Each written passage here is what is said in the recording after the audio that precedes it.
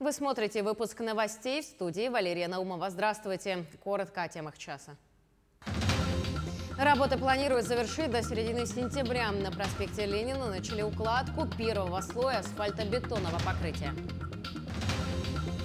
Сегодня свой профессиональный праздник отмечают работники железнодорожного транспорта. О работе и персонале станции Беркакет расскажем в нашем сюжете. 10 дней, 273 комплекта медалей и новые имена в юношеском спорте. Во Владивостоке состоялось закрытие игр «Дети Азии». Начнем наш выпуск с эпидобстановки. За последние сутки в республике выявлено 265 новых случаев коронавирусной инфекции. 210 из них приходятся на город Якутск. В Мирнинском районе 6 случаев, в Хангаласском 5. Еще в 17 районах республики зафиксировали от 4 до 1 заболевшего. В центре столицы начали укладку первого слоя асфальтобетонного покрытия. В рамках капитального ремонта на проспекте Ленина ведутся строительные работы. Так, сегодня положили асфальт на участке дороги от площади Орджоникидзе до кинотеатра «Центральный». Искусственная смесь асфальтобетона имеет более плотный состав и изготовлен по стандарту ГОСТ. Строители планируют завершить укладку асфальта до середины сентября. Напомним, капитальный ремонт проспекта Ленина – это самый масштабный проект, реализуемый в рамках нацпроекта «Безопасные качественные дороги». Сегодня у нас подготовлены основания на первом участке под укладку асфальтобетонного покрытия от участка улица Курашова до площади Орджоникидзе, порядка 260 метров. Ширина 14 метров, четырехполосное движение, 2 полосы в одну сторону, 2 полосы в другую, каждая шириной 3,5 метра. Толщина первого слоя асфальтобетонного покрытия 12 сантиметров. Сегодня свой профессиональный праздник отмечают железнодорожники. Глава Якутии Айсан Николаев поздравил работников железнодорожного транспорта с этим праздником. В акционерной компании «Железные дороги Якутии» работает свыше 1300 человек – машинистов, проводников, диспетчеров, путейцев и других сотрудников. Они обеспечивают стабильную работу стальной магистрали, надежность грузовых и безопасность пассажирских перевозок. Благодаря ежедневному труду каждого из них сегодня железные дороги прочно занимают важное место в системе жизнеобеспечения Якутии. Если только недавно по стальной магистрали в центральной части республики мы перевозили только грузы, то с открытием пассажирских перевозок якутяне и гости региона с комфортом доезжают до Нижнего Бестяха. Несмотря на свой профессиональный праздник, многие сотрудники железной дороги в этот день на посту. Ведь движение поездов не прекращается ни на минуту, как не прекращалось оно во время войн, кризисов и пандемии. В 1980 году была сформирована станция Беркакет. И именно тогда осуществилась давняя мечта якутян. Железная дорога наконец-то пришла в далекий северный край. Железнодорожная станция Беркакет в свое время открыла ворота в Южную Якутию. Сейчас для жителей нашей республики железнодорожная магистраль – это своеобразная дорога жизни, без которой не мыслим сегодняшний день. Сегодня, чтобы структура железных дорог работала без перебоев, задействован труд огромного количества людей. Все они – диспетчеры, инженеры, проводники и машинисты, виновники торжества. Мои обязанности заключаются в приеме отправления пассажирских грузовых поездов, формирование, расформирование поездов, собираем составы на тынду, на ЖДЯ, на угольную порожники формируем, подаем груз на тупики. Через станцию Беркакет прошли миллионы тонн самого разного груза и перевезены сотни тысяч пассажиров. Все эти годы перед железнодорожниками стояла главная задача – обеспечение потребностей экономики региона в грузовых и пассажирских перевозках. У нас увеличилось количество пар поездов с 12 до 15 уже в этом году, что дало за полгода мы увеличили грузооборот на 250, грубо говоря, тысяч тонн.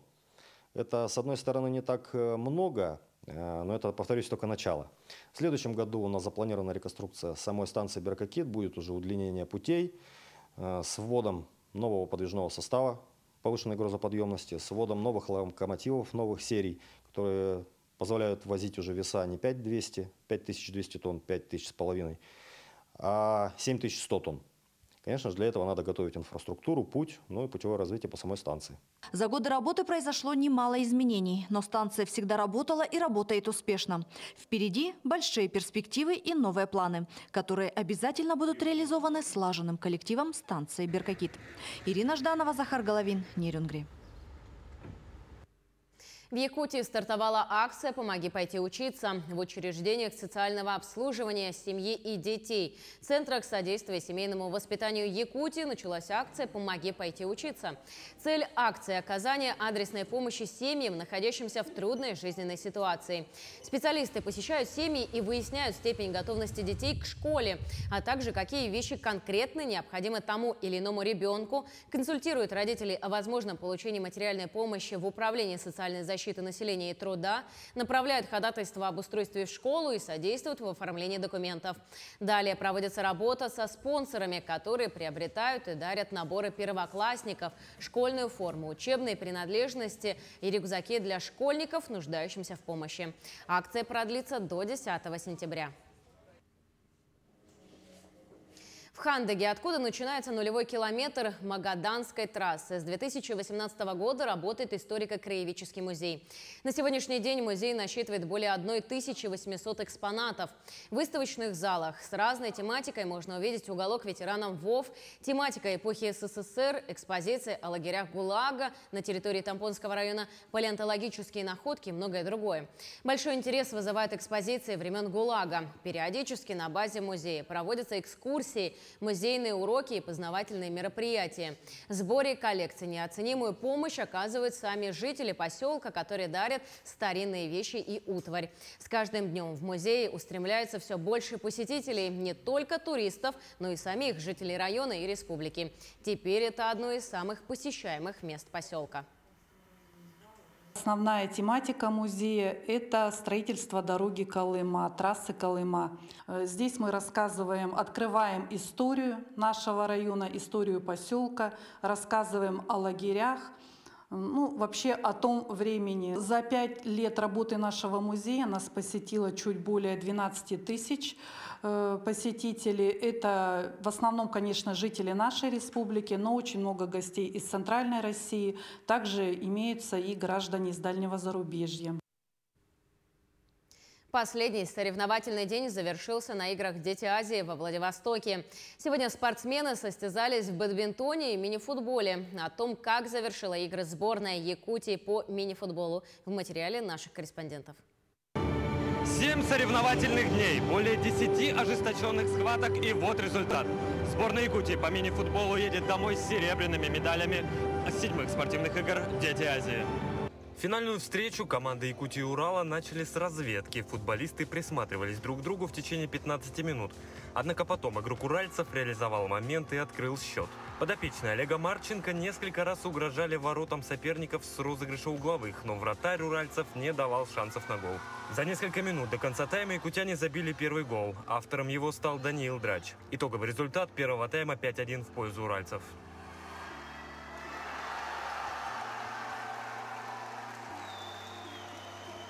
В начале второго тайма сборные обменялись голами. Якутяне увереннее переходили в атаку, навязывая противнику активный темп перепасовками. В атаку убегал даже вратарь нашей сборной. После 20 минут второго тайма уральцы завершили матч со счетом 8-2, забрав золотую медаль игр. Если честно, на душе тревожно очень. Заняли второе место, хотели занять очень первое и ехали сюда за первое место. Так получилось, что команда Уральского округа сильнее нас. Будем тренироваться, будем работать. Есть над чем работать, чтобы не останавливаться, идти дальше. Огромное спасибо хочу сказать болельщикам. Если бы не болельщики, которые гнали нас, может быть, даже и результат не был бы таким, чтобы мы второе место заняли. А так шумовая поддержка, кричали очень сильно. Прямо на сердце очень радостно. Спасибо всем огромное. И вам спасибо тоже, что уделяете нам внимание. Якутских футболистов под восторженный рев болельщиков наградили серебряными медалями. Помимо этого, автор всех голов нашей сборной на этой игре Даниил Драч стал самым результативным игроком матча. В этом мне помогла моя команда. Мы все делали вместе. Без команды я бы не стал одним из результативнейших игроков этого матча. Футболом я увлекаюсь с детства. Занимаюсь уже около 11 лет. Какие у тебя дальнейшие планы? Дальнейшие планы. Сначала пойти в высшую лигу, потом в суперлигу, потом, как получится, попасть в национальную сборную. Так и закончился последний соревновательный день международных спортивных игр «Дети Азии». Спортсменам из Якутии мы желаем дальнейших успехов в соревнованиях и говорим до встречи в Якутске в 2024 году.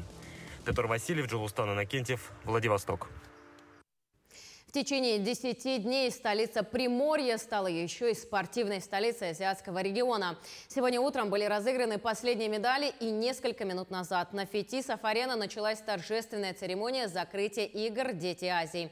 На арене находится мой коллега Александр Хавренко и выходит с нами на прямую связь. Александр, приветствую. Расскажи, как прошли игры. Приветствую тебя, Валерия. Сегодня можно сказать, что такой праздник со слезами на глазах. Все рады, что Дети Азии прошли, что это был потрясающий праздник спорта, потрясающий праздник общения, праздник дружбы. Но, к сожалению, и Дети Азии заканчиваются. Сегодня действительно закрытие, сегодня были последние соревнования.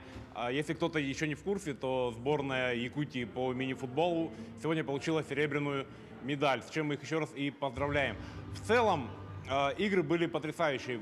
Были настолько потрясающие схватки, настолько потрясающие игры, настолько потрясающие выступления, что, может быть, даже некоторые олимпийские чемпионы или чемпионы мира позавидовали бы тому накалу страстей, который творился здесь, в Владивостоке, все эти 10 дней.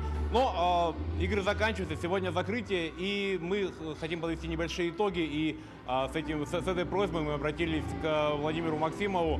Давайте послушаем, что он нам рассказал, какие итоги он подвел. Много раз отмечали, что несмотря на то, что решение было принято довольно-таки поздно о проведении игр во Владивостоке, организационный комитет постарался сделать все максимально для того, чтобы провести игры. То количество участников, которое прибыло сюда, оно в принципе было прогнозируемым, и от запланированного количества было небольшое снижение.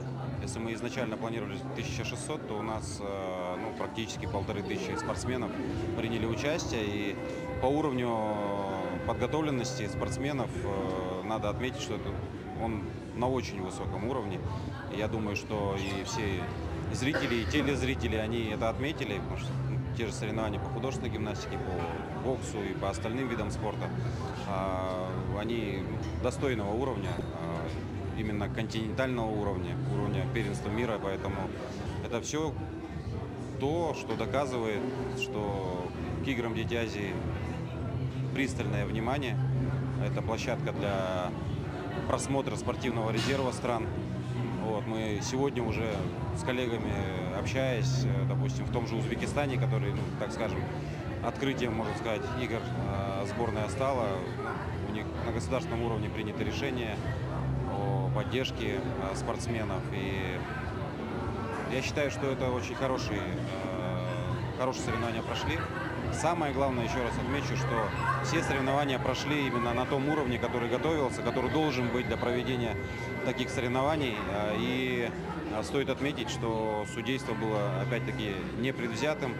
За время игр не поступило ни одного протеста, ни официальных, ни устных. Поэтому в этом плане, надо сказать, что игры состоялись и состоялись на хорошем уровне. И мы уже с нетерпением ждем 23-й год, когда вторые зимние игры у нас пройдут на Кузбассе. И, конечно же, 24-й год, когда игры вернутся в наш родной, любимый Якутск, в нашу республику. Поэтому мы не говорим детям Азии «прощай», мы говорим детям Азии «до свидания».